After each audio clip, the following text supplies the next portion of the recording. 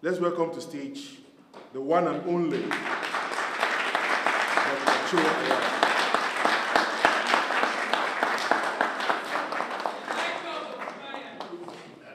Block by block.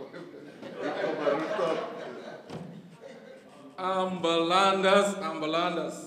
I know you want to listen. Thank you very much, comrade. I want to thank my brother Bo.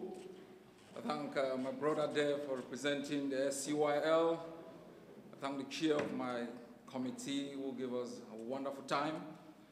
I thank you, the chair of this occasion, and the wonderful ladies and gentlemen who sat in the organizing committee to make sure this dream has come to become a reality. Most of us have spoken about certain historical realities, and I want to push on from there where we are headed to. It's quite important.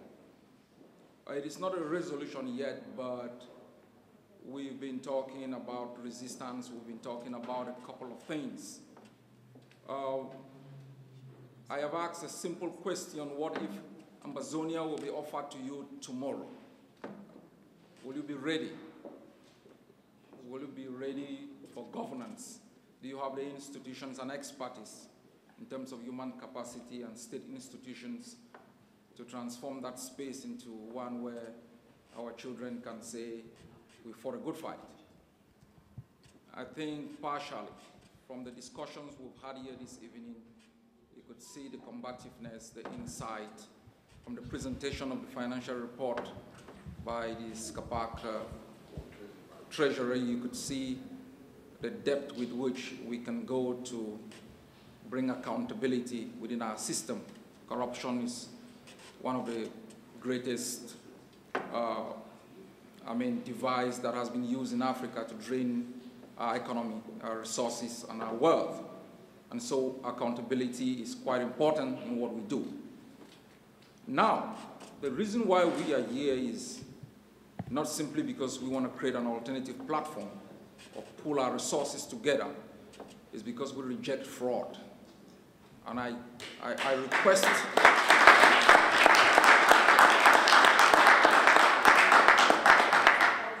I don't know why you fight.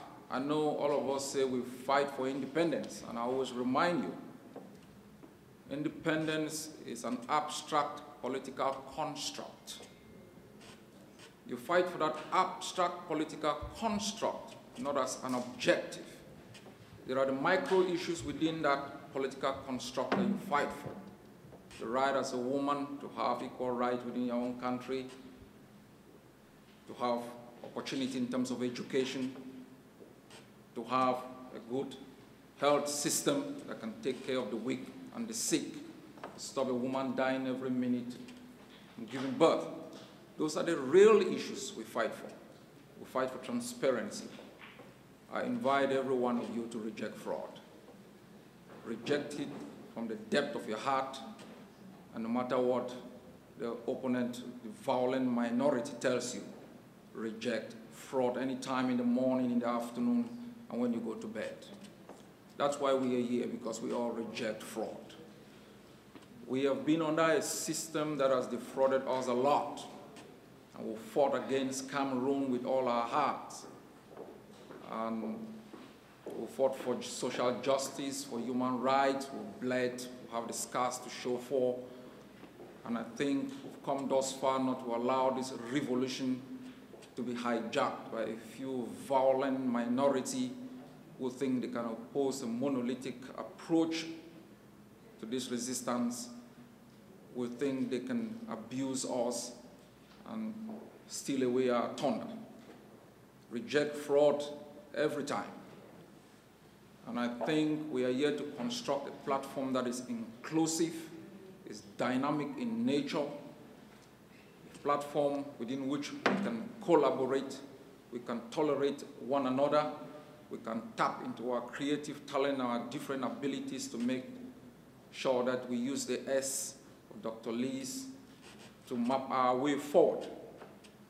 We are here because we think what we have been doing thus far, observing, people who have arrogated to themselves through violence in the Boko Haram territory the right of governance to speak for all of us, have failed woefully to listen to the voices of the majority.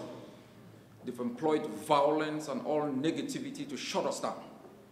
We've watched and hoped to God Almighty that they come to reason and open the doors for us to have meaningful dialogue.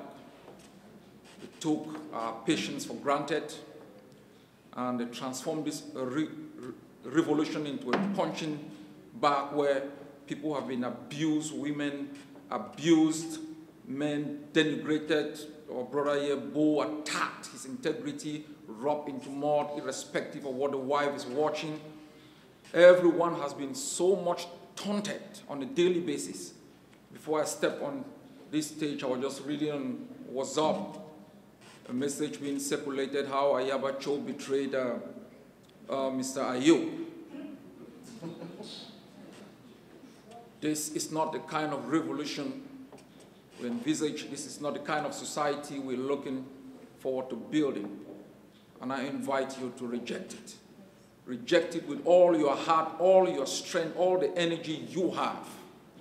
And even if the only thing you are going to achieve is to stop this violent minority, let that go down in our history books, or at least in the footnotes of history, that we oppose and stop Cameroon, and we oppose and stop a domestic threat that was going to rob us of the right to free speech and the right to be able to participate in the governance of our country. We are going to create a new platform. It's not going to shut the door for anyone. It's going to be open.